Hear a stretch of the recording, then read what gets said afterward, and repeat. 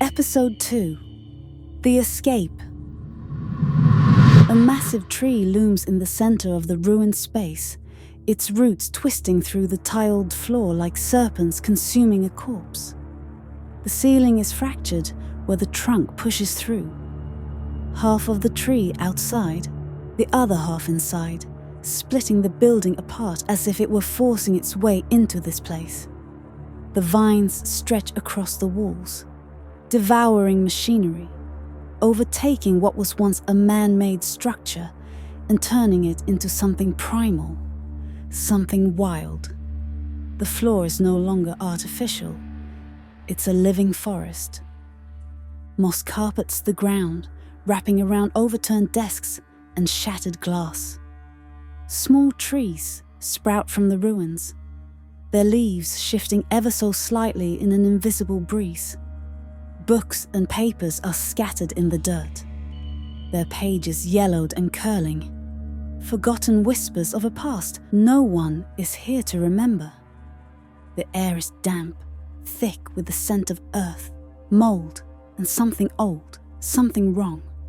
I swallow against the dryness in my throat, my breath unsteady as I take in the scene before me. Then I see it. A door, half concealed by the overgrowth. Only the faint illuminated sign above gives it away. An exit. I push forward, my heart pounding with new urgency. The closer I get, the heavier the air feels, pressing in around me like a warning. But I don't stop. Reaching the door, I grab the handle and pull. Nothing. I yank harder. Still nothing. My fingers skim the panel beside the door. It's a key card reader. A tight frustration coils in my chest. Of course it's locked, I say aloud in frustration. I exhale sharply, forcing myself to think. If there's a key card, it has to be here somewhere. I scan the jungle-like ruins, searching for anything out of place. That's when I see a hole just big enough for me to slip through near the ceiling, hidden behind the dense canopy of leaves. A dark gap in the wall. A way out, but it's high. If I can climb the tree, I might be able to reach it. I brace my hands against the bark, testing its surface. Rough, solid. The knots and twisting roots form natural footholds. I take a breath and pull myself up. The moment my foot leaves the ground, I know I've miscalculated. The moss-covered bark is slicker than I expected. My fingers slip, my footing unsteady. I push harder, gripping onto a low branch, trying to haul myself higher. Then my foot slides. A sudden weightlessness, then pain. I slam onto the tangled roots below, a sharp sting ripping across my leg. My foot throbs, a deep, pulsing ache radiating through my ankle. I clench my teeth, breathing through the pain. My scraped leg burns. A shiver racks my body, the cold gnawing deeper into my skin. My bare skin prickling against the chill. I need to be stronger. And I need clothes. My eyes flick toward the stasis room. The pod I escaped from sits dark and empty. Thick pink liquid still pooled around it. The others remain lifeless, their glass fronts fogged with age. But as I step closer, my breath catches. Clothes. Piled haphazardly on the floor. Not thrown, not discarded. It's as if people vanished from inside them. Some lie in mid-step. Jeans folded over boots, shirts slumped forward, layered as if people had been walking one moment and gone the next. Others are draped over chairs in eerie shapes, sleeves outstretched, frozen in the act of sitting, as if they were still wearing them, right up until they vanished. A sick feeling pulls in my stomach. I kneel, hesitantly picking through the piles, searching for something that fits. Jeans, a long-sleeved shirt, a thick grey sweater. Something real, something solid. I pull them on quickly, desperate for the warmth, but the weight of them feels wrong. From the diminishing pile, I find socks and a pair of sturdy boots. I tug them on, wincing at the flare of pain from my scraped leg. I'll need to find some antibiotics, I mutter to myself. I'll have to bear it for now. The added protection of the boots is worth it. A terminal on the nearby desk, its screen flickers faintly. A single word displayed: login. I move closer to the screen and notice the mess of papers and notebooks littering the desk.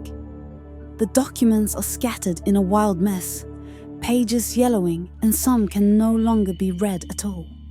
Some piles are neatly stacked, others crumpled and smeared with what looks like old coffee stains or something darker. Many are filled with dense scientific jargon I can barely make sense of, but the words that do stand out send a chill down my spine. Phase 3. Trials are incomplete. Anomalous cellular activity observed. Cognitive shifts are recorded in subjects. Increased sensitivity to environmental stimuli. Possible interspecies mimicry. Organisms respond to presence rather than observation, independent of light exposure. One document is labeled Growth Acceleration Report Subject Number 9, detailing how organic material, particularly plant-based samples, have been mutating at an alarming rate. Another paper, marked with a red terminated stamp, mentions something about uncontrolled structural adaptation, but the rest is blacked out. I push the papers aside, my pulse quickening. What happened here? I say to myself. Under the mess of notes, I find 3 leather-bound journals, aged and warped from moisture. I pick up the first one, flipping to the most recent entry. Dr. Keating, date, unknown. The readings don't make sense anymore. The samples they move when unobserved. We were told to document, to analyze, but I've seen it. The moment we step away, the moment our backs are turned, they change. My colleagues insist it's paranoia, stress, but yesterday I left my recorder running overnight.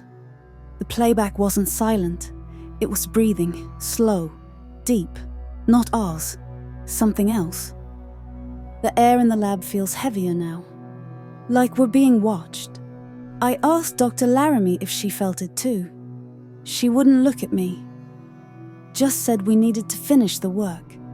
But there's something wrong with this place, and I swear it's listening. I swallowed hard, setting the journal down. My fingers tremble as I pick up the next one. Dr. Laramie, date, unknown. Another one disappeared today. We checked the footage, but all that was left was an empty lab coat, crumpled where she had been standing. No signs of struggle, no sound, just gone. The admin told us to keep working, keep recording, keep going. But I can feel it now crawling under my skin, the static in the air before a storm. Something is here with us.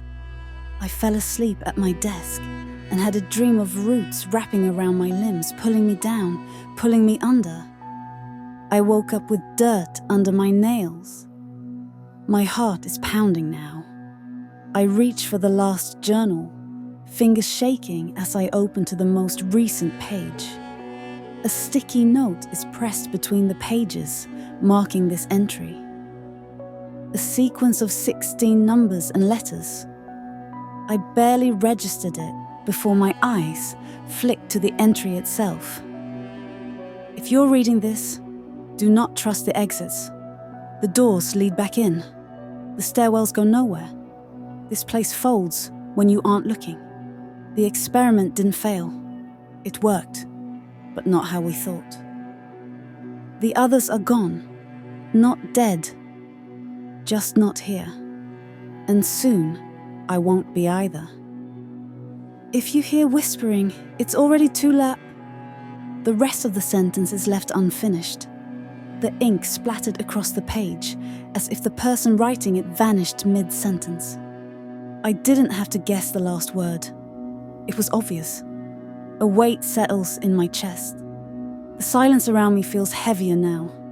I shove the journals aside and turn back to the computer terminal. With shaking fingers, I type in the 16-digit password. The screen lights up with a large "Access granted."